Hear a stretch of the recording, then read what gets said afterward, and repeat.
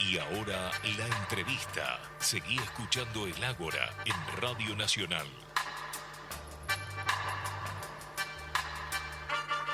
Bueno, seguimos para hablar ahora de un tema que estuvo haciendo ruido en los medios en las últimas semanas, que por ahí no lo hemos tratado en este programa.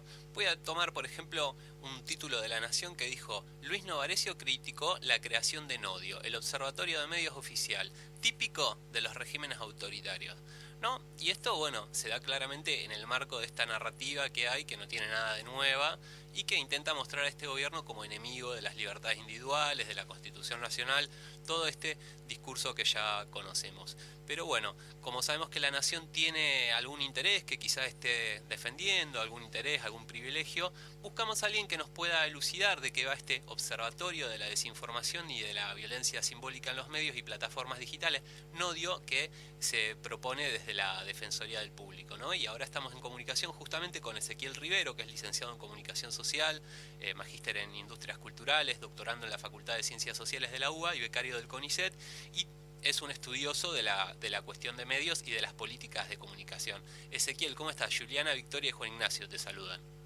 Hola, buenas tardes, ¿cómo están? Un gusto. El gusto es nuestro.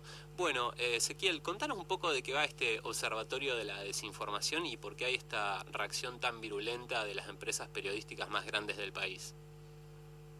Bueno, el observatorio se presentó como una línea de trabajo más dentro de otras tantas, digamos, que tiene la Defensoría del Público, sobre los distintos temas en los que trabajan y hacen informes periódicos. Y bueno, se para, digamos, sobre la base de un tema de mucha actualidad y que genera mucha preocupación, no solamente en la Argentina, sino también en otros países y crecientemente también la intervención de los gobiernos en Estados Unidos, en la Unión Europea. Vemos cómo las plataformas son de alguna forma cuestionadas o tienen que dar explicaciones por la circulación de discurso de odio en esos espacios. Y bueno, en ese contexto, digamos, la Defensoría propone esta línea de investigación y entiendo que ha generado una reacción un poco desmedida o desproporcionada. Probablemente, es una especulación mía, han encontrado allí una ventana de oportunidad para hacer un uso político, digamos. Claro. En general, todas las personas que he escuchado cuestionando el observatorio conocen más o menos cómo funciona la Defensoría y han utilizado argumentos un poco falaces, digamos, para cuestionarlo. O sea, no estaría en riesgo la libertad de información y no habría el riesgo de caer en la censura por parte de un órgano estatal. Eso lo podríamos descartar. Sí, absolutamente, porque la Defensoría en realidad no tiene ningún poder punitivo, o sea, no tiene poder de policía y tampoco tiene capacidad para trabajar sobre la parte previa a la emisión de los discursos. En todo caso, se analiza, como ya viene haciendo desde 2013, cuando se conformó el discurso mediático, hace sus análisis sobre el discurso mediático ya emitido. Entonces, claro, la posibilidad de una censura previa es imposible.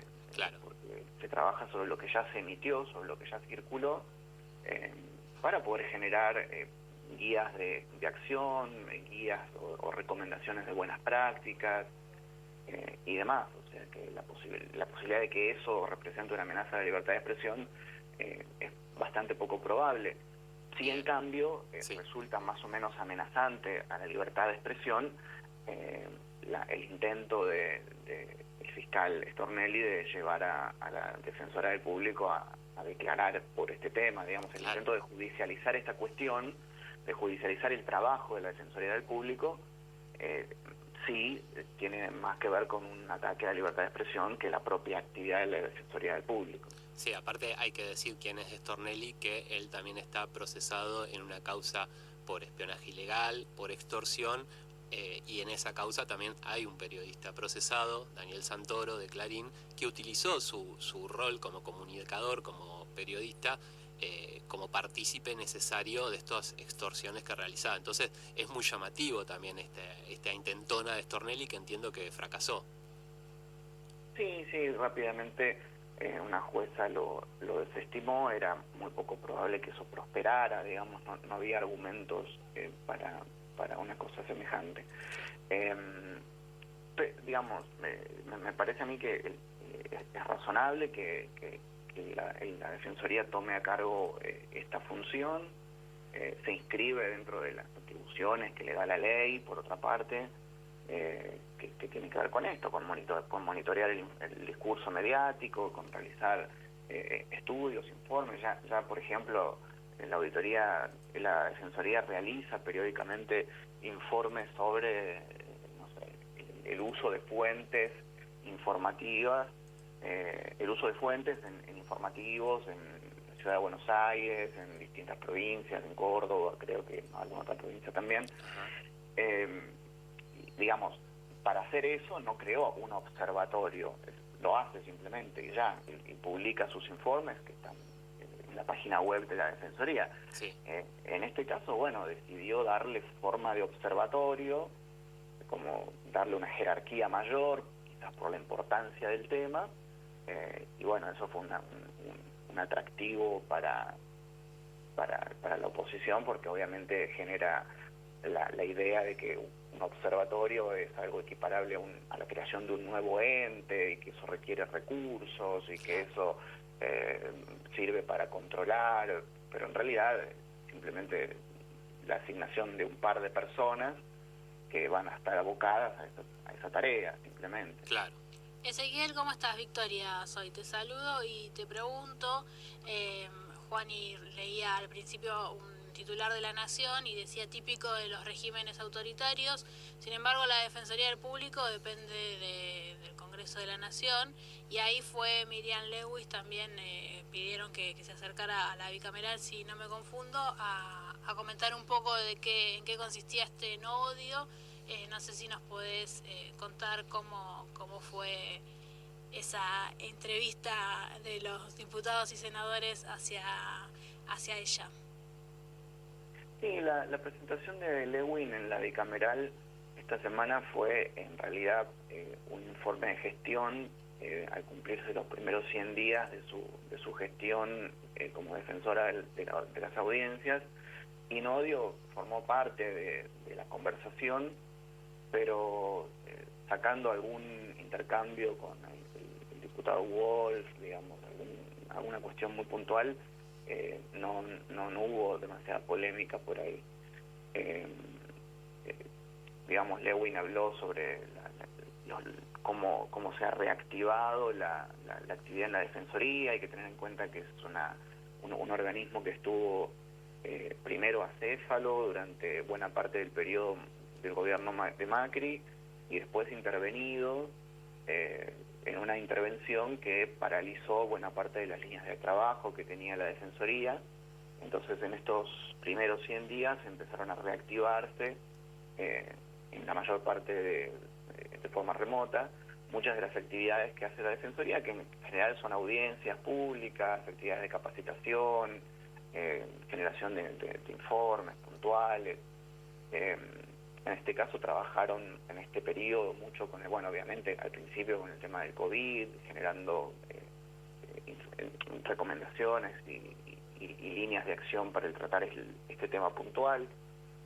Así que bueno, Lewin hizo un recorrido, digamos, por estos primeros 100 días de su gestión, y Inodio ingresó en la agenda porque era obviamente una cuestión de coyuntura inevitable. Pero no, la verdad es que no hay demasiado para cuestionar sobre eso, en parte por la legitimidad que tiene que lo hagan, y por otro lado porque no es algo que esté funcionando, digamos. O sea, todo lo que tiene Inodio hasta el momento es un nombre, un logo y una presentación virtual donde un par de funcionarios hablaron al respecto. Por fuera de eso, no, digamos, es como criticar algo imaginario, o criticar algo que esté en conformación. Bien. Que no. Hola Ezequiel, Juliana te saluda. ¿Cómo estás? ¿Qué tal?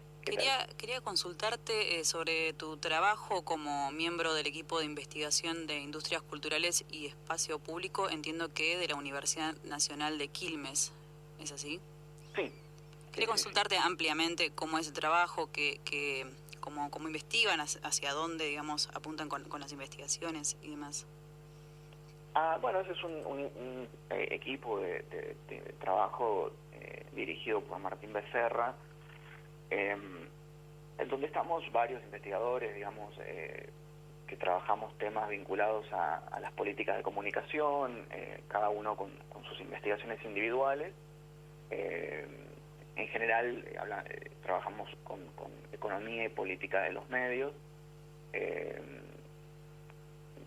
Bueno, básicamente eso, digamos. Y a veces tenemos algunas actividades y trabajos conjuntos, pero es un espacio ese al que te referís, de académico, digamos, de intercambio de actividades o de investigaciones que vamos teniendo cada uno de nosotros de forma individual. Bien, Ezequiel, te traigo de vuelta para por ahí un tema un poco más de política y te quería preguntar, vos un poco anticipabas o comentabas al principio de esta entrevista que en otros países se trata de ver qué pasa en las redes sociales, especialmente cuando hay discursos de odio, también lo que es la manipulación política, se habla, hay documentales, está el caso de Cambridge Analytica. Yo te quería preguntar si se puede dimensionar o si hay algún tipo de estudio del impacto que tienen este tipo de prácticas que hay en redes sociales. Sí, o sea, hay muchas estadísticas que nos dan alguna idea sobre cómo es el mecanismo de la violencia organizada en Internet. A ver, Internet es un espacio habitado por personas y por máquinas. Y dentro de ese conjunto de máquinas, que a veces llamamos o simplificamos con la denominación de bot, hay algunos bots buenos, digamos, o sea, bots que cumplen funciones que son funcionales al funcionamiento normal de Internet, sí, y otros bots que podríamos llamar malos, y también funcionan como usuarios de Internet. Y del total de usuarios... ¿Podrías dar un ejemplo de uno de estos bots buenos para que se entienda? Porque por ahí no termina de ser del todo asequible. Sí, o sea, son máquinas que... A ver, Internet es una red de computadoras, sí, y los bots buenos son... es una forma de llamarlo, un eufemismo, digamos. A ver, son máquinas que son funcionales al funcionamiento óptimo de la red. Nada más. Cuando yo me refiero a bots buenos y bots malos, hago referencia a que esos bots malos, que son, sí, numerosos, digamos, que representan casi más del 20% de los usuarios de Internet, son bots que están programados no para, sí, que Internet funcione de manera normal, sino que están programados para sumarse a actividades como estafas virtuales, campañas de desinformación, la organización de violencia en Internet, lo que también se conoce como granjas de bots, que muchas veces esto se ve mucho más claramente en Twitter, donde a partir de un tema, sí, se activan estas granjas de bots que logran inflar artificialmente la relevancia de ese tema, generando muchos retweets, muchos likes, pero en realidad es una inflación no hay personas reales detrás de esas acciones cibernéticas, digamos. Claro, probablemente originalmente las hay, algunos líderes de opinión, pero digamos, la utilización de los bots sirve para magnificar algo que originalmente no tiene esa magnitud, y luego eso tiene un impacto directo en la agenda mediática, porque si algo es muy masivo en las redes, entonces los medios tienen la posibilidad de decir, bueno, la gente en Twitter está hablando de esto, y luego es noticia en los medios tradicionales también. Un poco eso es lo que se busca, ¿no? Tratar de enganchar por ahí algún periodismo, algún periodista, para que le dé más eco a una noticia falsa o alguna tendencia que en realidad no es tan fuerte como pareciera justamente en estas plataformas. Sí, hay una retroalimentación ahí entre el espacio virtual, digamos, de las redes sociales y los medios tradicionales. También es cierto que a veces echarle la culpa a las redes sociales de la circulación de discursos de odio es la coartada perfecta o el chivo expiatorio que tienen los medios tradicionales para lavarse las manos, cuando en realidad muchos medios tradicionales también se han prestado Coincido. a hacer escenarios o alojar campañas de desinformación, de desprestigio, de persecución a personas y demás. Sí, En todo sí, caso es un cierto. camino de doble vía, digamos. Bien, bien. ¿Y qué acciones se toman en países que, como vos decías, que tienen legislaciones más avanzadas, donde se empieza a monitorear este tipo de situaciones en redes sociales? ¿Qué tipo de acciones se están tomando o se pueden tomar para controlar esto, ¿no? Porque aparece Internet, las redes sociales, estas nuevas plataformas, y parece como que es tierra de nadie en algún sentido. Sí, mira, es complicado. Cuando yo decía recién que es un tema que está en discusión, es porque efectivamente está en discusión, porque es un tema que más temprano que tarde, cuando los gobiernos intentan introducir regulaciones sobre el tema, Sí. se topan con la cuestión de la libertad de expresión. Ajá. Entonces, es bastante delicado, digamos. La Unión Europea lo está discutiendo, Estados Unidos también, pero hasta ahora lo que hay efectivamente son mecanismos de autorregulación de las propias plataformas. Entonces las propias plataformas casi en un movimiento de defensa propio, digamos, Sí. porque tampoco a ellos les conviene que esos espacios se conviertan en lugares invivibles para sus usuarios. Claro. Han activado mecanismos de filtrado automático, de eliminación de contenido. Facebook informó hace poco que en el primer trimestre de este año eliminó casi 10 millones de contenidos por incitación al odio. Digamos, hasta ahora lo que hay son mecanismos de autorregulación. El consenso internacional se orienta más a los mecanismos de corregulación, es decir, que no todo quede a la discrecionalidad de las empresas privadas, sino que se pueda trabajar de manera conjunta con los estados. Pero también es cierto que tan problemático como la discrecionalidad de una política privada es la discrecionalidad de una política de un gobierno autoritario. Claro. Entonces, ahí hay como una zona problemática que es complejo, digamos. Las experiencias que hemos visto hasta acá de intentos de regulación del discurso en Internet casi siempre van en un sentido poco feliz para la libertad de expresión. Por eso es que este tema de odio, digamos, que dio origen a esta charla, Sí. es interesante porque es una cosa que se hace ex post. O sea, Claro, una claro, vez que claro. ya se emitieron los discursos. Hacerlo antes casi siempre topa con esto de la censura previa, en algún punto. Es muy difícil distinguir a priori qué cosa es un discurso legítimo, válido, que puede circular y qué cosa hay que censurar o, digamos, es problemático. Seguro. Seguro. Y quería consultarte en qué se diferenciaría, si efectivamente es diferente, el funcionamiento de Nodio de otras plataformas como Reverso o Chequeado, pienso, o en general, ¿no? Estos fact-checkers que justamente están trabajando con redes sociales como Facebook. Facebook elimina cierto contenido que entiende que son fake news. ¿Es diferente Nodio en algún sentido o es algo hecho desde el Estado en vez de que sea hecho desde un privado? Bueno, los fact-checkers en general trabajan con una instantaneidad distinta, o sea, un observatorio por ahí tiene una mirada más de largo aliento, más de largo plazo, de generar informes para producir política pública o para producir esto que decíamos, ¿no? Buenas prácticas y recomendaciones a los medios. Claro. Estas iniciativas como Chequeado u otras que incluso la agencia Telam tiene un espacio para verificar la veracidad de fotos, de fuentes y demás. Bueno, son herramientas más inmediatas, de respuesta más inmediata a casos puntuales, digamos. Tengo la idea de que si van a conformar un observatorio, bueno, la idea es que tenga, si es realmente un observatorio, tal como lo entendemos, una mirada un poco más integral de la problemática y no tan orientada a casos puntuales.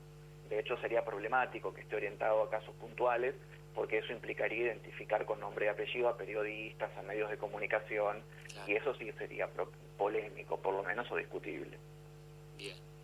Bien, y para ir cerrando esta comunicación, me quería salir un poquito más de tema, pero quería aprovechar que estamos conversando con vos, que has estudiado la cuestión de los medios y las políticas de comunicación de una manera destacada. Y te quería preguntar sobre lo que fue la segunda presidencia de Cristina Fernández de Kirchner y esta polémica que hubo por los medios por un lado, y después cuando se fue el resultado del balotaje en 2015 y lo que era el Frente para la Victoria perdió, se habló mucho de que se había perdido porque había una mala política de comunicación, que había que hacer una autocrítica, se habló mucho de la cadena nacional. Entonces le quería pedir si en algunos minutitos nos podría comentar cuál es su opinión sobre estos aspectos.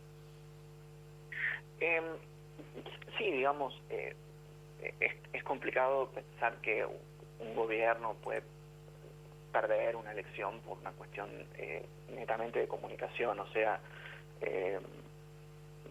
cuando se atribuye los problemas de la política a problemas de comunicación, hay probablemente un problema más en la política que en la comunicación.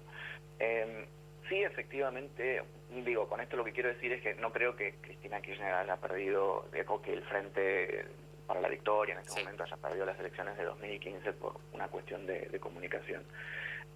Sí es cierto, por ejemplo, que el jefe de campaña de Daniel Scioli en ese momento, el jefe de la parte digital de Daniel Scioli en ese momento, cuestionaba el poco entendimiento que tenía en ese momento el oficialismo sobre la importancia de tener estrategias consistentes, fuertes en redes sociales, por ejemplo, algo que el macrismo hacía muy bien. Esa era como una debilidad. Y después sí, efectivamente, el uso intensivo que hizo Cristina en el último tramo, justificable más o menos, de la cadena nacional, en algún punto abrió también de vuelta una ventana de oportunidad a la oposición, que incluso llegó a haber denuncias creo que de Mario Negri, de Patricia Bullrich en ese momento, porque, bueno, en algunas ocasiones los temas que convocaban a las cadenas nacionales no se encuadraban en lo que la ley permite para conformar una cadena nacional. Pero bueno, esto también hay que entenderlo en un contexto, digamos, de absoluto blindaje mediático a los opositores, de un ataque frontal al gobierno nacional de ese momento. No es que lo esté justificando, pero bueno. No, pero se entiende porque de hecho podemos hablar de lo que fue la morsa que le atribuyeron al candidato del oficialismo en la provincia, al candidato para la gobernación, Aníbal Fernández, que ser un narcotraficante, y luego se demostró que no lo era. Bueno, ahí creo que eso sí ha tenido impacto en esa elección, por ejemplo. Entonces uno entiende que haya algún reflejo de un gobierno intentando defenderse cuando no le juegan con las de la ley, digamos. Claro, recuerden esta declaración que hizo Julio Blanca antes de fallecer sobre, bueno, que habían hecho periodismo de guerra desde Clarín, digamos, lo dijo el propio editor general del diario. Efectivamente era así. Entonces el gobierno utilizó los recursos a su alcance, lamentablemente, digo, porque eso iba en detrimento del buen uso de la cadena nacional, del buen uso de los medios públicos, del buen uso de la pauta oficial, que se destinó a engordar un montón de proyectos comunicacionales que una vez que se finalizó el periodo kirchnerista dejó así un trabajo un montón de gente, en particular los medios de Spolsky. O sea, digo, esa guerra creo que no dejó ganadores de ningún lado. Pero bueno, son las circunstancias que nos tocaron. Sí, son las deficiencias que tiene todo gobierno seguramente. Es comparable, a mi entender, con lo que pasó también en YPF, que se apostó primero por un empresario nacional, Eskenazi, y bueno, luego hubo que avanzar de otra manera. Obviamente no digo que haya que avanzar por los medios de la misma manera que se hace por encima de por encima del sector energético, ¿no? Pero es comparable. Muchas veces se hace ciertas apuestas y no resultan. Sí, a veces hay, digamos, si vemos la letra misma de la Ley de Servicios de Comunicación Audiovisual, que se sancionó en 2009, ahí tenemos una apuesta interesantísima a nivel de principios, que fue muy difícil de implementar y de llevar a la práctica, por problemas propios y ajenos, digamos, o sea, no solo por las trabas numerosas que puso el Grupo Clarín, en particular el Grupo Clarín, judicializando sistemáticamente los artículos clave de esa ley, sino también por deficiencias de implementación del gobierno, que están muy atadas a la coyuntura política del momento. Claro. Así que bueno, sí, a veces hay cuestiones de principio que están muy interesantes y que bueno, la realpolitik, digamos, las neutraliza un poco. Seguro. Bien, Ezequiel, muy interesante la conversación, muchísimos temas quedaron para hablar, seguramente nos volvamos a comunicar con vos para consultarte de temas de políticas de comunicación y medios, porque la verdad que es un eje fundamental de la política del día a día, y más hoy por hoy en la actualidad en esta coyuntura. Así que bueno, agradecerte por esta conversación.